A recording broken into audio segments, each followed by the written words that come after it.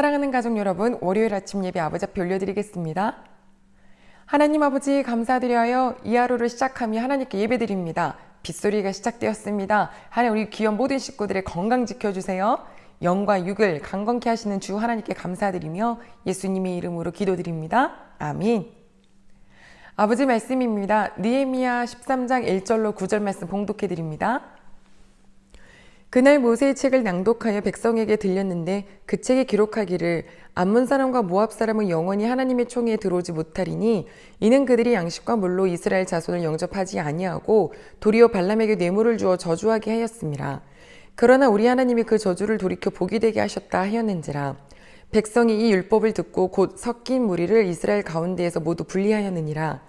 이전에 우리 하나님의 전에 방을 맡은 제사장 엘리야십이 도비야와 연락이 있었으므로 도비야를 위하여 한 큰 방을 만들었으니 그 방은 원래 소재물과 유향과 그릇과 또 레위 사람들과 노래하는 자들과 문지기들에게 11조로 주는 곡물과 새 포도주와 기름과 또 제사장들에게 주는 거제물을 두는 곳이라. 그때에는 내가 예루살렘에 있지 아니하였느니라.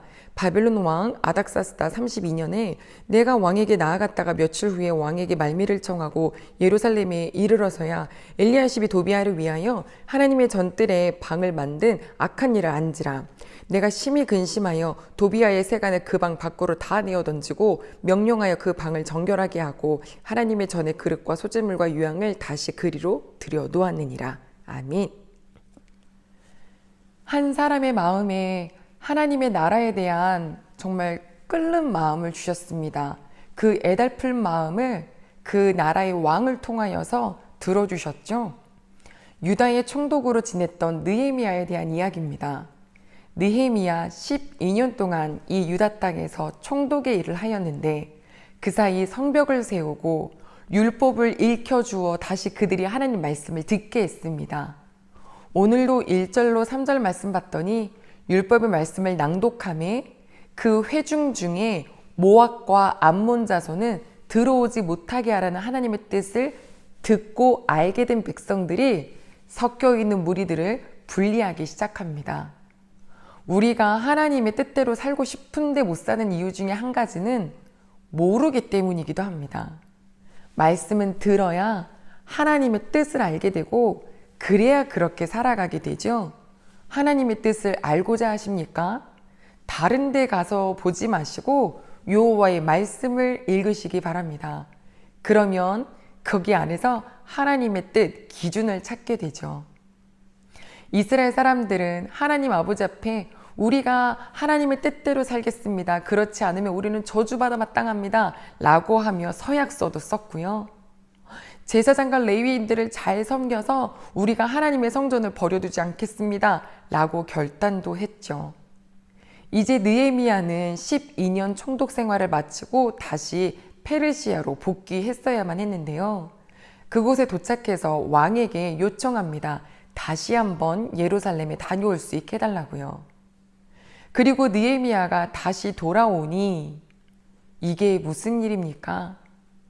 이스라엘 사람들이 다짐하고 결단하고 믿음에 선포했었던 모습은 온데간데 없이 다시 이 모든 성읍이 정말 막 질서가 없어졌는데요. 13장은 지금껏 우리가 보지 못했던 느헤미야의 분노하는 모습을 보게 됩니다. 그리고 13장 끝나죠. 내일이면 마지막 날인데요. 제일 먼저 4절부터 보니까 그 나라의 제사장이 누구와 친하냐면 도비야와 친합니다. 많이 들어보셨죠? 네, 성벽 세울 때 와서 협박하고 비방하고 전쟁하겠다고 막 으름장 났던 방해꾼이 도비야인데요. 제사장과 친해요. 제사장이 자기 권한을 가지고 어떻게 하냐면 하나님의 성전 곳간, 즉 여호와께 드려진 모든 헌물들을 모아놓는 그곳에 담당자로 도비야를 세우면서 거기에 방도 만들어준 거예요. 이게 말이 안 될 것 같잖아요.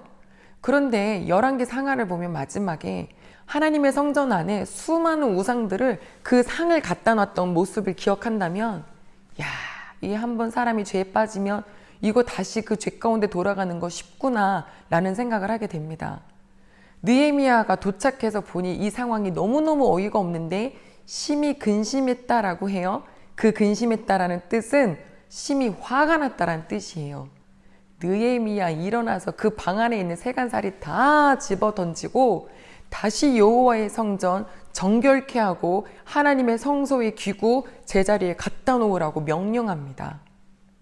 가족 여러분, 은혜 받아서 주님 말씀대로만 살 것 같은 우리들의 고백이 순간 무너져서 옛날 방식대로 진흙탕에서 놀고 있지는 않습니까? 우리 모습 속엔 분명히 그런 모습이 있을 겁니다. 저에게도 있습니다. 그런데 하나님께서는 어설프게 같이 살라고 안 해요. 곰팡이 딱 시작하잖아요. 당장 안 닦으면 금세 번져요. 파리 한 마리 들어오죠. 그거 없애지 않으면 여기저기 똥 싸놓고요. 그거 금세 앓아서 우리 집을 파리 지옥으로 만들 수 있습니다. 네, 코로나 바이러스 방역할 때 여기는 놔두자라고 하지 않아요. 끝까지 박멸하죠. 우리의 마음이 그래야 해요. 하나님 사랑하는 거 요만큼 있는데 여기 살짝 조그맣게 돈 좀 남겨놓고 나 자신을 남겨놓고 이렇게 하나님보다 더 좋아하는 거 남겨놓잖아요. 그게 어느 순간 커져서 하나님의 사랑하는 마음은 제껴놓고 그곳으로 가득해져 있다라니까요. 예수님을 찾아왔던 부자에다가 율법을 잘 지키는 청년이 딱 그랬잖아요. 저 율법 잘 지켰어요. 그러니까 예수님이 그래? 너 갖고 있는 거 다 가난한 사람들에게 나눠주고 나한테 올래? 그랬더니 근심하며 돌아가죠. 왜요? 못 버려요. 못 버려요.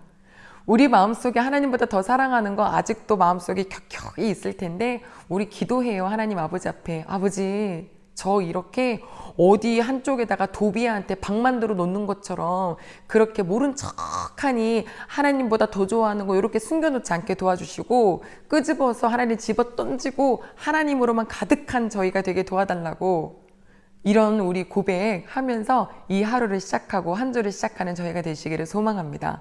영적 전쟁 시작됐네요. 하나님이 싸워주십니다. 아버지 많이 사랑하시고 많은 사랑 누리신 우리 귀한 모든 성도님들 되시기를 소망합니다. 기도하겠습니다. 하나님 아버지 감사합니다. 느헤미야를 통하여 이스라엘 백성들에게 주님의 성벽도 재건하게 하시고 말씀도 주셨는데요. 다시 옛날 방식으로 돌아가는 거 너무 쉽고 너무 빠릅니다. 우리들 주님의 날 보내고 아멘하고 결단했지만 오늘 어떻게 살아갈까요? 원래 그랬어. 이렇게 살지 않게 하시고 깨어있게 하여 주세요. 주님 없으면 안 돼요. 우리 모든 식구들 한 명 한 명 그렇게 결단하여 영적으로 하나님과 동행하며 살아갈 때에 아버지 지켜주시옵소서. 감사드리며 예수님의 이름으로 기도드립니다. 아멘.